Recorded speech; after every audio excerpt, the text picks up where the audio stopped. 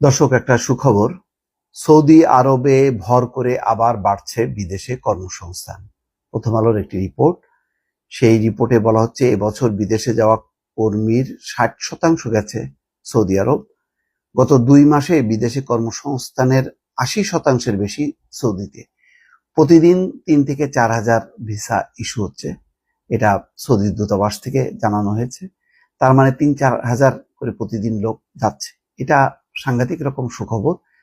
কিন্তু একটাই বিষয়, যে সৌদি আরবের নিয়ম কানুন, সৌদি আরবের যদি মজুরি, সেগুলো যদি ঠিক মতন না হয়, তাহলে বিপুল সংখ্যক মানুষ যাবে সত্য, কর্মসংস্থান হবে, কিন্তু সেই মাত্রায় রেমিটেন্স আসবে না, এবং যেই টাকা পয়সা খরচ করে যাবে সেই টাকা পয়সা কিন্তু ফেরত আসবে না। যাক, একটা সুযোগ হচ্ছে, সেটা হলো 2034 সালের ফুটবল বিশ্বকাপের আয়োজক হয়েছে সৌদি আরব। এটাই হচ্ছে মূল কারণ। এখন অনেক অবকাঠামো নির্মাণ করতে হবে, শ্রমিক দরকার প্রচুর। আর বাংলাদেশ হচ্ছে সবচেয়ে সস্তা শ্রমিকের দেশ, সুতরাং এই দেশটির প্রতি হয়তো তাদের এখন বিশেষ মনোযোগ আছে। তারপরে আবার যখন প্রয়োজন ফুরাবে তখন দুর্যোগ শুরু হবে, এটাই হয় আর কি আমাদের জন্য। দেশটিতে ফুটবল অবকাঠামো নির্মাণের প্রস্তুতি শুরু হয়েছে, এতে কর্মীর চাহিদা আসছে নিয়মিত।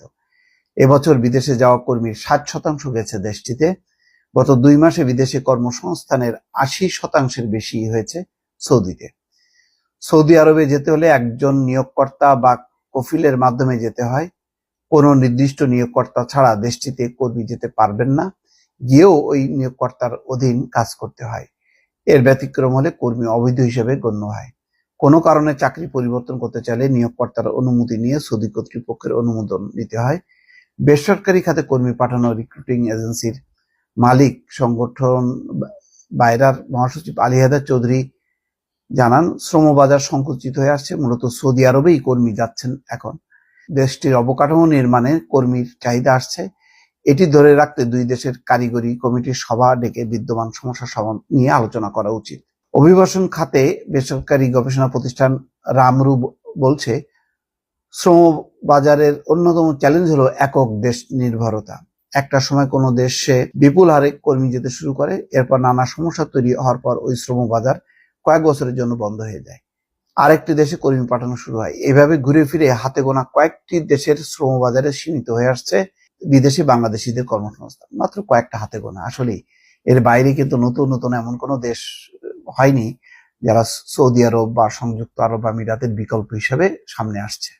প্রবাসী কল্যাণ মন্ত্রণালয়ের সচিব রুহুল আমিন বলছেন, বাজার সম্প্রসারণে নিয়মিত চেষ্টা চলছে।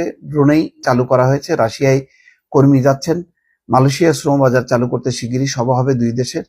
ইউরোপে